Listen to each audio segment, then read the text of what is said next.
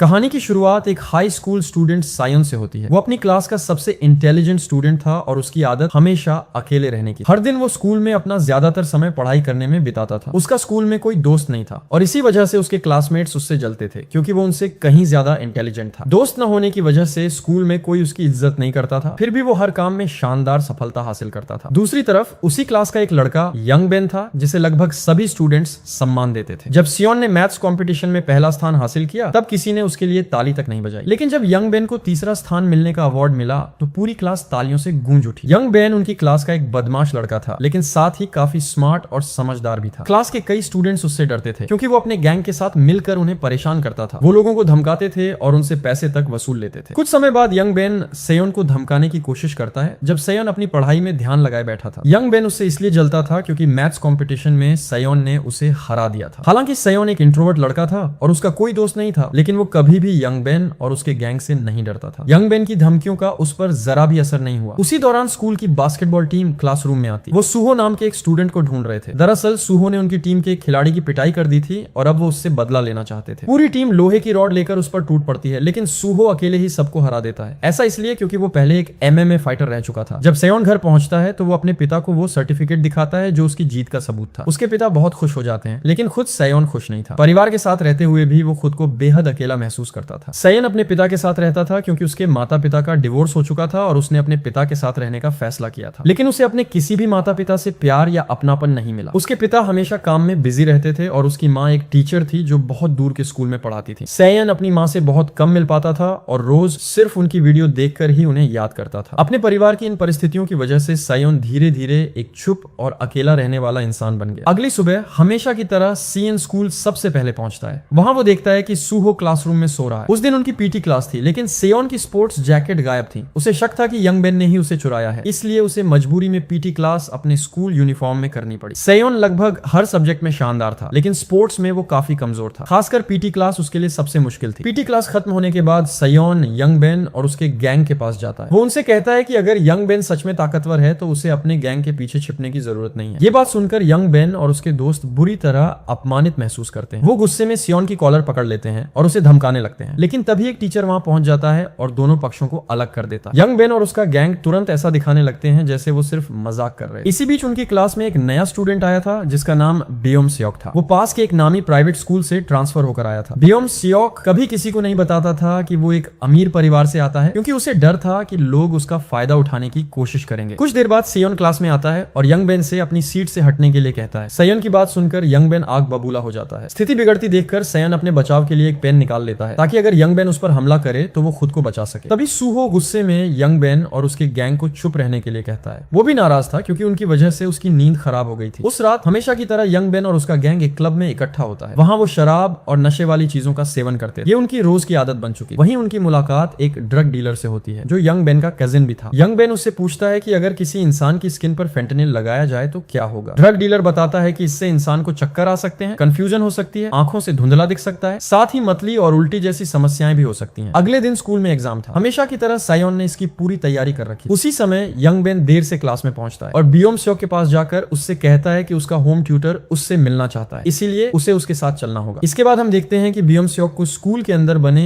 एक छोटे से स्टोर रूम की तरफ ले जाया जाता है। यंग बेन ने फिर बियोम सियोक को आदेश दिया कि एग्जाम के दौरान वो सेयोन की गर्दन पर फेंटनिल लगा दे। बियोम सियोक डर के मारे उसकी बात मान जाता है क्योंकि वो यंग बेन से बहुत ज्यादा खौफ खाता था। जब स्टूडेंट्स को एग्जाम पेपर दिए गए तब सेयोन के पीछे खड़े बियोम सियोक ने उसकी गर्दन को छूते हुए कहा कि वहां कोई कीड़ा बैठा हुआ है। शुरुआत में सेयोन को उसकी बात पर झुंझलाहट हुई, लेकिन तभी टीचर ने उसे आवाज दी और वो दोबारा अपने एग्जाम पर ध्यान देने लगा। लेकिन टेस्ट देते समय अचानक उसकी आंखों के सामने सब कुछ धुंधला होने लगा। उसका ध्यान भटकने लगा और उसे सवालों पर फोकस करने में परेशानी होने लगी। वो क्लासरूम से निकलकर वॉशरूम गया। जब वापस लौटा तब उसे एहसास हुआ कि उसकी गर्दन पर फेंटनिल लगाया गया था। अचानक उसने खुद को जोरदार थप्पड़ मार दिया। पूरी क्लास हैरान रह गई और सभी उसकी तरफ देखने लगे, लेकिन सेयोन बार बार खुद को थप्पड़ मारता रहा ताकि उसका ध्यान वापस एग्जाम पर आ सके और वो सही तरह से सोच पाए। जब एग्जाम खत्म हुआ तो सभी स्टूडेंट्स अपने जवाब चेक करने लगे। उसी दौरान सेयोन को पता चला कि उससे एक सवाल गलत हो गया है। ये बात उसे अंदर तक परेशान कर देती है। गुस्से में वो अचानक अपनी सीट से खड़ा हो जाता है, पेन निकालता है और यंग बेन पर बेरहमी से हमला कर देता है। इतना ही नहीं, वो यंग बेन के सबसे करीबी दोस्त को भी पेन मार देता है। यंग बेन अपनी कुर्सी से नीचे गिर जाता है और उसके चेहरे से खून बहने लगा। उस दिन किसी में भी इतनी हिम्मत नहीं थी कि वो सेयोन को रोक सके। जिस यंग बेन से पूरी क्लास डरती थी, आज वही उसके सामने बेबस पड़ा था। जैसे ही सियोन दोबारा यंग बेन के चेहरे पर हमला करने वाला था, तभी सूहो बीच में आ जाता है और उसे जोर से धक्का देकर दूर फेंक देता है। सूहो समझ चुका था कि मामला अब बहुत ज्यादा बढ़ चुका है, लेकिन सेयन का गुस्सा अभी भी शांत नहीं हुआ था। वो एक कुर्सी उठाकर फिर से लड़ने की कोशिश करता है, लेकिन सूहो उसका हमला रोक देता है। उसी समय एक टीचर क्लासरूम में आ जाता है। इस घटना के बाद यंग बेन को इलाज के लिए तुरंत अस्पताल ले जाया गया। वहीं दूसरी तरफ एक टीचर सायन को यंग बेन के माता पिता से माफी मांगने के लिए ले जाता है, लेकिन यंग बेन की माँ गुस्से से आग बबूला थी और लगातार सायोन को डांट रही। तब सायोन ने उन्हें बताया कि एग्जाम के दौरान यंग बेन ने उस पर फेंटनिल का इस्तेमाल किया था। शुरुआत में यंग बेन ने सारी बात से इनकार कर दिया, लेकिन सायोन ने सबूत पेश कर दिया। उसने बताया कि यंग बेन ने ड्रग्स अपने बैग में छिपा रखी है। जब यंग बेन के बैग की तलाशी ली गई तो उसमें से फेंटनिल का डिब्बा बरामद हो गया। ये देखकर उसकी माँ के होश उड़ गए। आखिर में स्कूल ने फैसला किया कि यंग बेन को दूसरे स्कूल में ट्रांसफर कर दिया जाएगा। साथ ही स्कूल ने यह भी तय किया कि आगे से स्टूडेंट्स के बीच ड्रग्स के इस्तेमाल पर ज्यादा कड़ी निगरानी रखी जाएगी, ताकि स्कूल की बदनामी न हो। उस शाम जब सायोन घर लौटा तो उसने स्कूल में हुई पूरी घटना के बारे में अपने पिता को कुछ नहीं बताया। उसके पिता को शक था कि वो किसी लड़ाई में शामिल था, लेकिन उन्होंने इस बात पर ज्यादा ध्यान नहीं दिया। उन्हें लगा कि ये सिर्फ टीनेज बच्चों की सामान्य हरकत होगी। अगले दिन यंग बेन के दो दोस्त गुस्से में सायन के पास आते हैं और उससे कहते हैं कि स्कूल खत्म होने के बाद वो उनसे मिले, लेकिन सायोन बिना डरे सीधे उनसे पूछता है कि कितने बजे मिलना है। उसकी बात सुनकर वो दोनों और ज्यादा भड़क जाते हैं। उनके चेहरे गुस्से से लाल हो चुके थे और वो क्लास खत्म होने का इंतजार तक नहीं कर पा रहे थे। स्कूल खत्म होने के बाद यंग बेन के दोनों दोस्त सायन का पीछा करते हुए वॉशरूम तक पहुंच जाते हैं। अंदर पहुंचकर सायन दरवाजा लॉक कर देता है ताकि बाहर का कोई भी इंसान अंदर क्या हो रहा है ये ना देख सके। लेकिन उन दोनों को ये नहीं पता था कि सायन अपना पसंदीदा हथियार यानी पेन अपने साथ लाया हुआ है। जैसे जैसे सायन उनकी तरफ बढ़ने लगता है, वैसे वैसे दोनों डर से कांपने लगते हैं। उन्हें वो दिन याद आ जाता है जब सायन ने अपना आपा खो दिया था और यंग बेन पर टूट पड़ा था। उस खौफनाक घटना की याद आते ही दोनों के शरीर जैसे जम जाते हैं। लेकिन सायन का उन पर हमला करने का कोई इरादा नहीं था। वो बस उनसे कहता है कि उसके मामलों से दूर रहें और उसकी जिंदगी में दखल देना बंद कर दें। इसके बाद सायन वॉशरूम से बाहर निकल जाता है। अब उसकी पूरी क्लास उसकी तारीफ करने लगी है। सभी लोग कहते हैं कि उसने यंग बेन और उसके गैंग को हराकर कमाल कर दिया। लेकिन सायन को उनकी ये हरकत बिल्कुल पसंद नहीं आती। उसे गुस्सा आता है क्योंकि अब अचानक सभी उससे दोस्ती करना चाहते थे। हालांकि ये बदलाव ज्यादा समय तक नहीं रहता। जितनी जल्दी लोगों ने उसे अपनाया था, उतनी ही जल्दी उन्होंने उससे दूरी भी बना ली। कुछ ही समय बाद वो फिर से ऐसा बर्ताव करने लगे जैसे सायन नाम का कोई इंसान उनकी क्लास में मौजूद ही नहीं है। उधर यंग बेन से मिलने उसका कजिन सबडे आता है। वो यंग बेन को समझाता है कि कोई भी बेवकूफी भरा कदम मत उठाना, लेकिन यंग बेन उसकी बात अनसुनी कर देता है। वो सबडे से कहता है कि वो सायन की पिटाई कर दे। इसके बदले में वो उसे पैसे देने का भी वादा करता है। उसी रात जब सायन घर लौट रहा था, तब उसकी नजर सूहो पर पड़ती है। वो अपनी छुट्टियों के दौरान काम कर रहा था। दरअसल स्टूडेंट होने के साथ साथ सूहो स्कूल की छुट्टियों में part time food delivery worker के तौर पर भी काम करता था। तब पता चलता है कि सूहो हर दिन स्कूल खत्म होने के बाद काम पर चला जाता था ताकि अपने खर्चों के लिए कुछ पैसे कमा सके। अपने माता पिता को खोने के बाद वो अपनी दादी के साथ रह रहा। लेकिन उस रात काम खत्म होने के बाद घर जाने की बजाय उसने स्कूल में ही सोने का फैसला किया, क्योंकि अगर वो देर से घर जाता